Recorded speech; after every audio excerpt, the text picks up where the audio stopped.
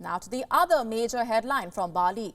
The Xi Jinping-Joe Biden bilateral, their first face-to-face interaction in their current positions. The two leaders have met before. Biden often boasts about this. The US president claiming he has spent more time with Xi Jinping than any other world leader. He did not miss the opportunity to remind the Chinese president about that. We spent a lot of time together and back in the days when we were both vice presidents, and it's just great to see you. And you and I have had a number of candid and useful conversations over the years, and since I became president as well. You're kind enough to call me to congratulate me, and I congratulate you as well. Biden tried to strike the right tone from the start. No fist bumps like MBS this time. Xi Jinping got a smile and a handshake. The Chinese president also greeted Biden with a smile. How did these two leaders approach this conversation? Joe Biden used the opportunity to lay out his red lines. Listen in.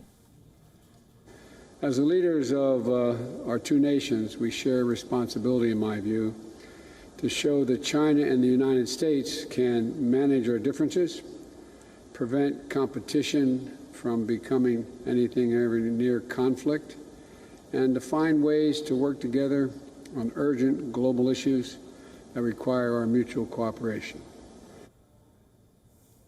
What about Xi Jinping? How did he respond? Well, surprisingly, he was open to talk. The world has come to a crossroads. Where to go from here? This is a question that is not only on our mind, but also on the mind of all countries. The world expects that China and the United States will properly handle the relationship. Our meeting has attracted the world's attention, so we need to work with all countries to bring more hope to world peace, greater confidence to global stability, and strong impetus to common development. So there was a willingness to hold a dialogue. That is usually a good sign. But when the leaders got down to business, their differences were apparent. Biden and Xi Jinping spoke for over 3 hours. All outstanding issues were discussed. We have a summary for you. Biden told Xi that the US will compete vigorously with China. He did add that their competition should not veer into conflict. The issue of Taiwan came up. Biden raised China's recent actions around the island. He termed them coercive and increasingly aggressive.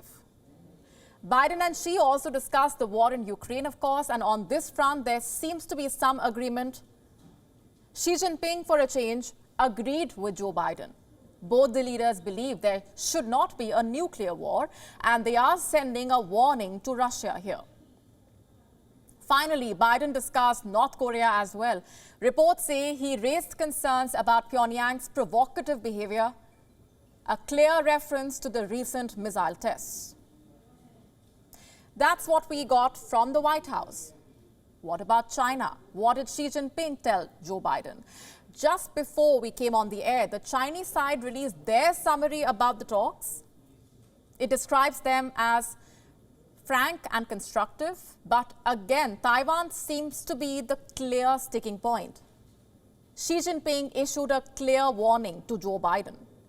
He told the American president that Taiwan is a red line that should not be crossed.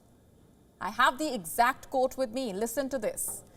This is Xi Jinping. This is what Xi Jinping is said to have told Joe Biden. We hope and always have strived for maintaining peace and stability in the Taiwan Strait, but Taiwan independence is as incompatible to peace and stability in the Taiwan Strait as fire and water. The Chinese state mouthpieces have put out more details. China Daily has put out this piece, the headline reading, "Leaders of China and US need to set right course for bilateral ties," says Xi. Biden seemed to agree with Xi Jinping too. In a press conference, he said there need not be a new Cold War with China. I absolutely believe there need not be a new Cold War. I've met many times with Xi Jinping, and we were candid and clear with one another across the board. And I do not think there's any imminent attempt on the part of China to invade Taiwan. And that is the major takeaway. Dialogue between the US and China had almost broken down. Today's meeting might pave the path towards a revival.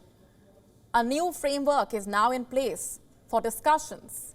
US secretaries, that's members of Biden's cabinet, would now have meetings with their Chinese counterparts to discuss these differences. The US Secretary of State Antony Blinken is now scheduled to pay a visit to China for further talks. His task is now cut out: prevent the differences from escalating into a conflict. WION now available in your country. Download the app now. Get all the news on the move.